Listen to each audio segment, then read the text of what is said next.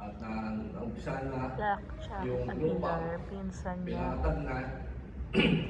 At sabi nga sa akin bago umalis na nga punta akong Davao, nag-usap kami. Sabi sa akin pinsan, patignan naman yung ano kung okay na.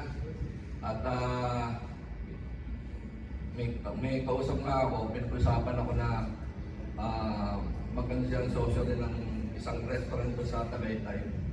Pero sabi niya sa akin, na sa araw ko na raw sa August. Kasi nung dating punta siya ng birthday ko, hindi natuloy na kumanta siya. Pero sabi niya sa August na darating, asahan mo, pagdamag tayo mag-jamming. Na nakakalungkot naman na hindi ko akalain na papano siya. Buti nga at nakahabol ako, nakarating dito sa Maynila. Na nakahabol pa ako ng itong ginawa nila Aida, na Tessa, pinagtulungan nila na magkaroon tayong sama-sama. Kahit wala din si Kaka, hindi lang ang litrato niya. Ano ba siguro naman lahat tayo idol natin si Kaka.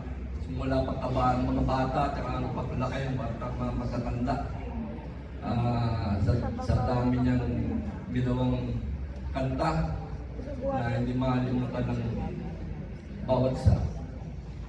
Yun lang po at maraming salamat po at hindi ko na siguro sasabihin mga pinagsamahan namin, lalo ng pagkasa bar and restaurant niya.